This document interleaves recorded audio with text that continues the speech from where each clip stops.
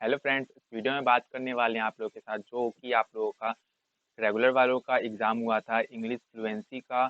तो उसी question paper के क्वेश्चन नंबर 5 को डिस्कस करने वाले हैं इस वीडियो में। तो क्वेश्चन नंबर 5 में आप लोगों को क्या पूछ रखा है, राइट अ पैराग्राफ 200 वर्ड्स का मिनिमम लिखना है on importance of cultural diversity. मतलब कि कल्चरल डाइवर्सिटी की क्या क्या इम्पोर्टेंस है और क्यों कल्चरल डाइवर्सिटी हमें मतलब कि हमारे एनवायरनमेंट में मोस्ट प्रोबेबली सबको को फॉलो करना चाहिए। तो चलो फिर देख लेते हैं अपना आंसर। तो यहाँ से आप लोगों का आंसर स्टार्ट होता है। मैं आप लोगों को समझा देता हूँ और आप लोग आंसर देखना चाहते हो तो आंसर यहाँ पे आप लोग सिंपली देख सकते हो। ठीक है, ओके। तो अब हम डिस्कस कर लेते हैं। तो कल्चरल डाइवर्सिटी जिसे हम सांस्कृतिक विविधता कहते हैं। ठीक है, सांस्कृतिक विविधता एक ऐसा शब्द है जो मनोकल्चर का विरोध करता है। मनोकल्चर क्या होता है? मनोकल्चर मतलब कि मानसिकता, जिसका अर्थ है समाज में मौजूद संस्कृत के विविध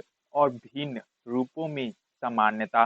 व्यक्तियों, समुदायों और देशों के स्तर विकास के लिए सांस्कृतिक विविधता एक आवश्यक तत्व है। ठीक है, ओके। उसके बाद हर सांस्कृतिक की विशिष्टता का सम्मान, रक्षा और रख रखाव मानवीय नैतिकता को मौजूद बनाता है और लोगों के बीच आपसी समझ का निर्माण करता है।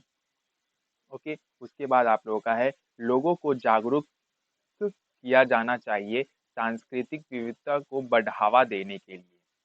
ओके, उसके बाद जो सांप्रदायिक संभाव में मदद करता है, एक राष्ट्र के विकास की दिशा में पहला कदम है। धर्म, जाति, पथ, यौन अभिनियास, जातीयता, राष्ट्रीयता, सामाजिक, अर्थशास्त्रिक स्थिति, शारीरिक क्षमताओं, विशेषयों और मूल्यों के आधार पर भेदभाव लोगों को प्राकृतिक प्राकृतिक रूप से यह वास्तविक में सक्षम होने से रोकता है, क्योंकि ऐसा भेदभाव सांस्कृतिक विविधता का अभा अभ्यास नहीं करने में आता है। मतलब कि आप लोगों को कुछ भी अगर आप लोगों को डेवलप करना है तो आप लोग सब कुछ को रिस्पेक्ट में लेके चलोगे तभी आप लोग की कंट्री मतलब कि हमारे इंडिया मतलब कि इंडिया में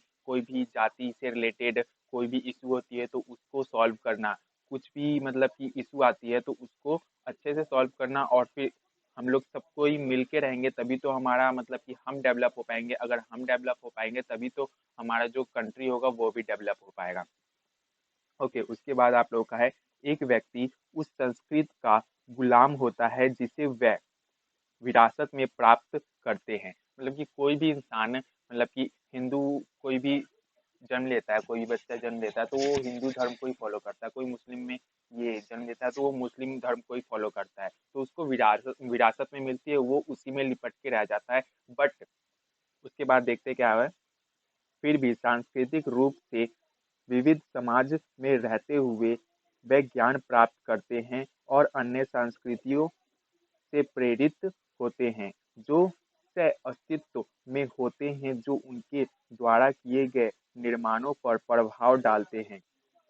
मतलब कि वो जो उसको पुस्तैनिक संस्कृति मिली है उसके साथ तो रहता ही है, बट एनवायरनमेंट में बहुत सारी अलग अलग संस्कृति है उससे भी वो क्या करता है, मतलब उसके बारे में पढ़ता है और फिर उसके बारे में भी नॉलेज लेता है और उन सबके साथ वो घुल मिल के रहता है। ओके, उसके बाद आप लोगों का है,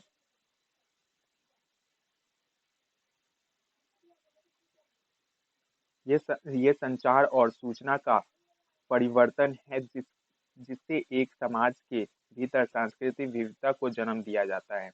मतलब कि कोई भी सांस्कृतिक विविधता हो गई तो उसको हम लोग डेवलप करेंगे, जभी डेवलप कर सकेंगे ना जब हम लोग को अच्छे से उसके बारे में एकदम पता होगा, तभी उसका ये जन्म ये हम अपने हिसाब से भी कर सकते हैं। मतलब जन्म से ये तात्पर्य है कि कोई भी इंसान किसी भी संस्कृति को फॉलो करता है तो उसको एकदम डीपली फॉलो करेगा, लॉजिकली भी और थियोरेटिकल भी। लॉजिकली मतलब कि सबको लेके चलेगा लॉजिकली, और थियोरिटिकल जो हमारा संस्कृत बोलता है उसके हिसाब से भी वो चलेगा। अंत में हमारी जिम्मेदारी है कि हम अपने समाज में मौजूद सांस्कृतिक विविधता को बढ़ावा दें, भेदभाव के खिलाफ आवाज उठाएं और सांस्कृतिक विविधता को बढ़ावा देने के नाम पर अवैध कृत्यों के अभ्यास को अपने और अपने आसपास की दुनिया के लिए बेहतर रहने की स्थिति में बनाए रखें। एक रूढ़िवाद मानसिकता कभी भी अपने शिक्षित पर विस्तार करने पर विचार नहीं करेगा, जब तक कि एक स्वस्थ समाज के निर्माण में सांस्कृतिक आदान प्रदान के लाभों के बारे में पता ना चले। सांस्कृतिक विविधता के अधिकारों का दोहन किए बिना हर इंसान का जन्म मनान और बेहतर भविष्य के लिए एक दूसरे की मदद करना संभव है। मतलब कि कोई भी सांस्कृतिक में हमें यही सिखाया जाता है कि दूसरों को रिस्पेक्ट करो, तभी हम लोग एकदम मिलजुल के रह सकते हैं, और फिर जो हमारा एनवायरनमेंट है वो सेफली रहेगा। कोई किसी को मतलब कि बिना मतलब में कोई प्रॉब्लम क्रिएट नहीं करेगा। तो यही आप लोगों का है कल्चरल डाइवर्सिटी, जिसको सांस्कृतिक विविधता बोला जाता है। आई होप कि आप लोगों को समझ आ गया होगा। अगर समझ नहीं आया तो मैं यही बोलूँगा कि एक बारी वीडियो को फिर से देख लो, या फिर आप लोगों के साथ मैंने आंसर शेयर कर ही दिया है, उस आंसर को आप लोग खुद से भी पढ़ सकते हो, ठीक है? तो इसको आप लोग खुद से भी पढ़ लेना एक बारी, और मिलते हैं नेक्स्ट वीडियो में किसी और आंसर के साथ। Thank you.